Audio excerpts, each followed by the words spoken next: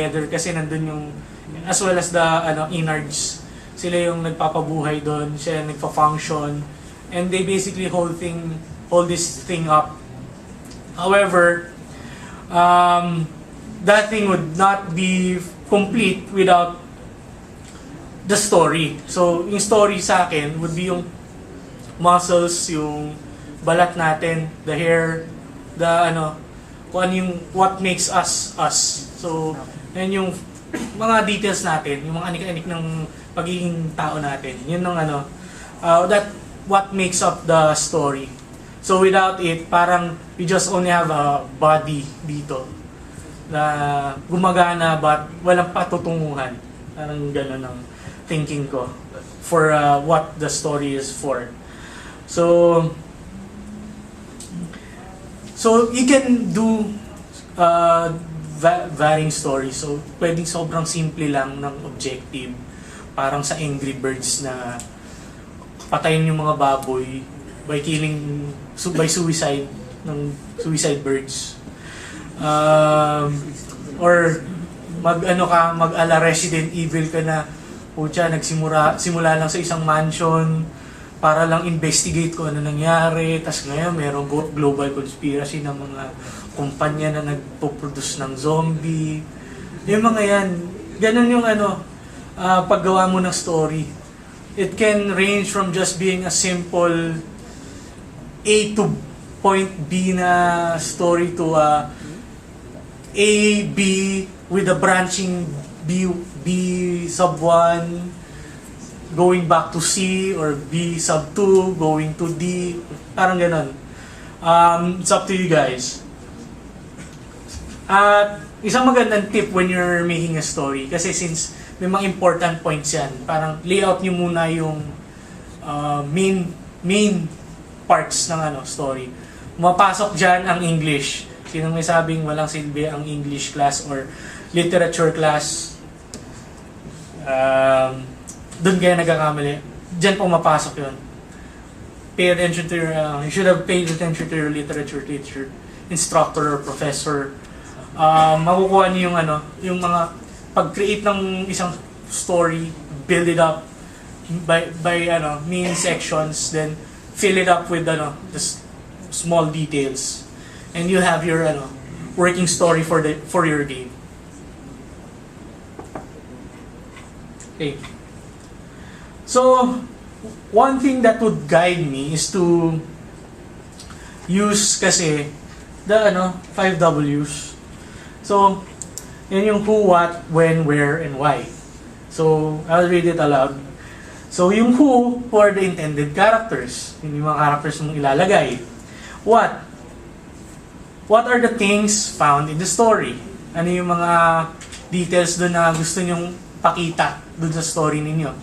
Sa game ninyo? Ano yung mga features doon, like breakable objects, secret weapons, special modes, or hidden prizes pag kami na uncover kang part doon. When yung parang yung when na to hindi yung when as in yung real time natin, but more of when did this story happen, what time part of the year, parang doon nagtutulong yun. Then where, similar to when, yung lugar ng saan sineset yung game. And then there's the why. Well, yun yung parang overall plot. Doon na pumapasok din yung plot ng kwento. Ano yung nagpapadrive doon sa character natin para tapusin yung game or yung story. Okay. Well, these are just some of the samples na binigay ko sa class ko dati. Ginamit ko for the exam. So, nandiyan si Xenogears. Well, pwede nang re-insert mo naman with other RPG game na mahaba. Nandiyan si Grand Theft Auto, Angry Birds. Parang ginawa ko lang, sige, bigyan ko kayo ng simpleng kwento. Angry Birds. Ano yung kwento ron? So, may mga baboy, ginutom. Kumuha sila ng itlog ng mga birds. Nagalit ngayon yung mga birds. So, ngayon, hinahunting nila yung mga baboy para kunin nila ulit yung mga itlog. Ayun, yun lang yung pinakakwento niya. So that's a simple story. And yung mga yan, Need for Speed, noon yung mga medyo early 2000s na Need for Speed games, yan, may kwento sila. Story-driven yung game. Na wherein A, nakipag-race ka sa isang mga kumag sa kalye. Si kumag A, which is known as Razor, ninakaw yung dinaya ka, tapos kinuha yung kotse mo. Ngayon, objective mo is to get back your car by beating the crap out of his henchmen. Yun lang yung That's how yung mga parang plot niya. All the while beating the crap out of his henchmen, kinukuha mo naman yung kotse nila. So bumabawi ka. And then you have to deal with the cops as well. Ayun yung niya, yung mga details na pinasok din, mga what happens in that game. Okay. Baba. 5 pa. Sige, medyo mabilis na to. So, we're down to the last 2 topics. So, nandiyan yung character design. Dito, medyo mabubuhayan na kasi may pictures na. So, yun, character design. So, aside from the story, they make up or break a game's success. So, with that, we'll tackle one of the important elements of video game design. So, which is character design. So, unang-una sa lahat, so we have 2 samples here, si Ezio, at saka si Cloud, with a lot of guys. In a parlor. Okay. Massage yan massage parlor yan for men by men. Okay. So, yun yung yung nag-encompass sa character design. So, meron kang, kikreate ka ng character, lalagay mo yung mga detail, kung ano yung, characteristics, what makes him cool, what makes him badass, what makes him bad, what makes him good, makes her cute, beautiful, and so on and so forth. So, dito natin binibuild up. Nandiyan din kasi yung pag-create ng yung physical ng character. So, you have to draw, conceptualize on the design of the character, and then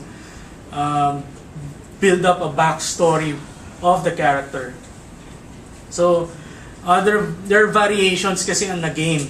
Pwede kasi you build your own character or merong pre-built ng character for you na nandun na lahat ng qualities niya. Okay.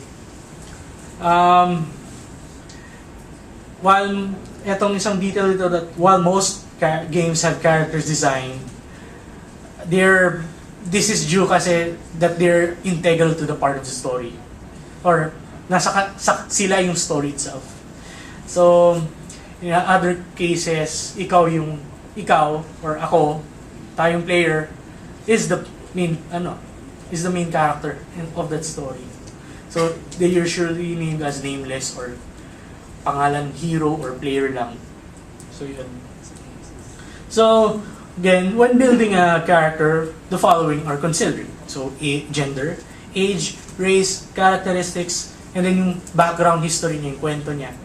How will it tie with the story of the game? Okay. So, ito na yung mga iba pang mga stereotyping. So, ayan sila. Binunot ko lang yan sa isang I used to draw manga character. So, meron akong nabiling libro nun. So, doon ko binis yung doon ko napulot yung mga parang stereotype for heroes and villains. So, yan yun. Okay. So, ito yung mga sample design. When you're going to do your character, hindi lang yung on the paper na details, but pati yung drawing nila and whatnot. Yung mga napulot ko sa Kotaku, diba? Mga Gawker Media. So, ito yung mga villains naman. Ayan. Okay. Last part before we end this session. Level design. So, a game won't be complete without a level. So, kahit na ba yung mga basic games like Tetris, ginagawa nila ng level Kasi, kinakahon lang nila sa isang box. Then, yun na. Tapos minsan nilalagyan nila ng background wallpaper pa para bigyan. That also constitutes a level. So, level design is a discipline in video game design where the focus is on the creation of levels, locales, stages, or missions. So, kanya-kanyang may design yan. Kung titignan niyo sila, Super Mario nun, di ba, paiba-iba. Meron mga hills sa akitin, may mga tubong nakakalat doon, meron dong mga blocks na pwede mong basagin, ganun sila, ganun ang level, kine-create. So, may papakita akong picture dito paano lang ginawa yun originally. So, normally this is done with paper, pencils, or paint, brought to life by the use of level design software. Pero usually in our case, gawa lang tayo ng malaking background na yun lang, dun magsuscroll lang yung player, or a static background na merong parts dun na solid enough na pwedeng tapak-tapakan ng player para hindi mag-fall off. Okay. As stated before, various types of levels could be made. So, there are locales, levels, missions, and stages. Ito, may planning sheet sila. So, per specific stage, meron silang ginagawang ganyan, naka-grid yung nila, para aided yung paggawa nila ng isang area. So, ayan, si Mario nasa... Oh, great. Move back. Mahaba pa pala. I'll cut that short. Where's my mouse?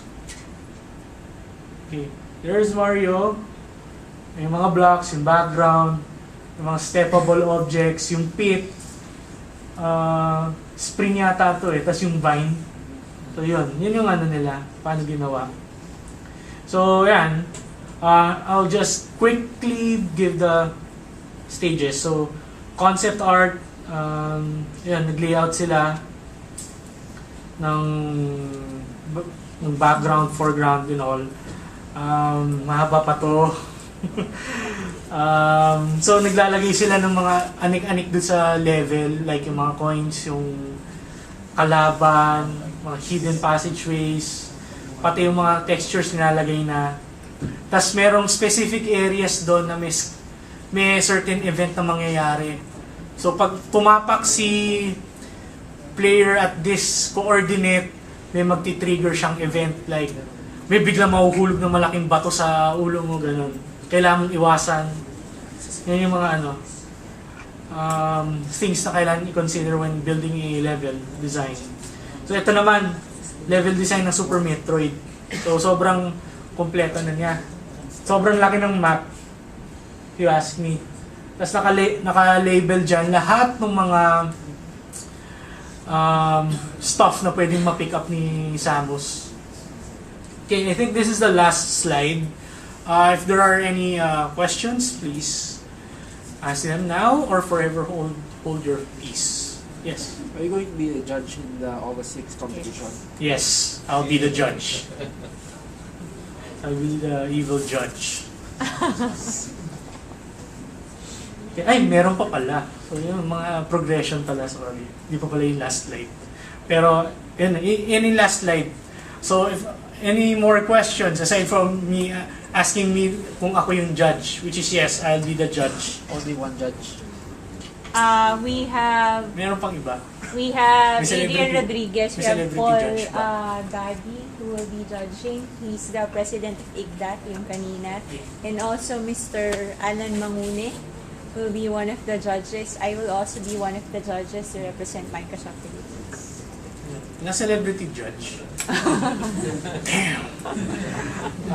Okay. Any more? You guys could all, ito mahirap judge ako hindi nyo ako pwede tanongin. But if you're going to check out some of the, if you're going to do a game, you have to, look at a game as a source of inspiration. Try to play a game, nitpick it, parang i-deconstruct mo yung mga elements niya. Tapos dun mo matututunan kung paano nila binibuild yung game. That's the only tip that I could give na for this one. That's all for what I could throw up as a tip. But